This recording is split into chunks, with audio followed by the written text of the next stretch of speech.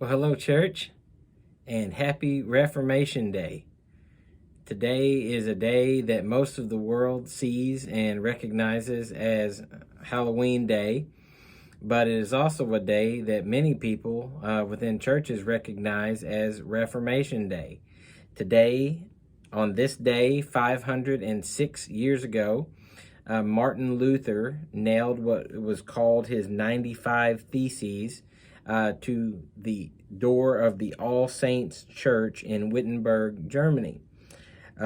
His intent was not to divide the church, but it was instead to create meaningful debate and discussion within the church regarding the things that he'd studied that he disagreed with, and some teachings that he had witnessed that he did not believe were correct. It did divide the church, though, and as a result, we have churches today that are protester churches. We don't call them protester churches, we call them Protestant churches. And bringing all this up today, it's not my intention to bring any further division than what already exists either, but my intention is to encourage. I would encourage everyone to do some of the things that Luther did. Now, Luther, like all people, was imperfect, and while he had many admirable traits, he had several traits that were not admirable as well. So I don't want to focus on those things, those things that were not admirable, but rather I'd like to point out a few things that he did that are applicable to all of us today and will be beneficial for us as individuals and for our church body. Number one, read the Bible for yourself. The thing that created the disagreements that Luther had between himself and the church at the time was that he read the Bible, he studied it as an individual, he studied it for himself. He put aside the things that he had been taught by others, but had not yet confirmed within the Scripture himself, and he studied the Scripture as if he were a first century Christian, and these things had been written to him then. When he did that, it opened up his mind to a discovery of many things that when he compared to the church of his day, he said, these things don't match. They don't add up.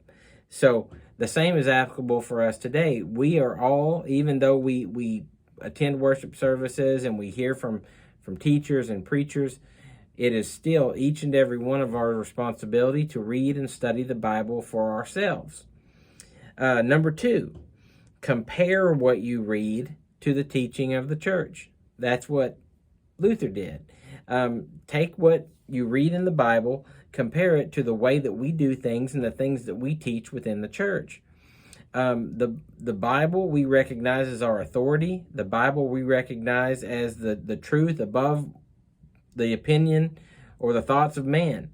So when you find truths within the Bible that are not consistent, then pay attention to those. When you have those, do number three.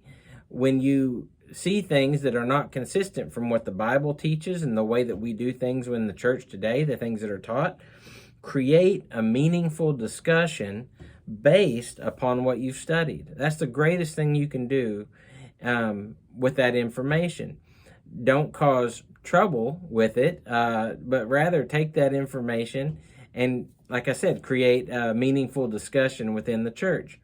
That can be done in a way that is not hostile and that is mutually beneficial for all that are a part of it. There's been some times in the past where I have even found things that I thought, well, this isn't consistent with the church. But then when I brought those things up to friends of mine within the church, I discovered that sometimes I was right about things, but sometimes I was mistaken. Sometimes my lack of understanding of the Scripture led me to an understanding that was not correct. So we have to be careful as we do that as well, and that's why we have each other. It's one of the great benefits of the church. You know, as iron sharpens iron, so one man sharpens another. When you discover things that are new to you, use what you've learned not to divide the church, but instead to make the church a better place for us today and for future generations. Happy Reformation Day, church. As always, love God and love others. I'm Wes LaFleur, signing off.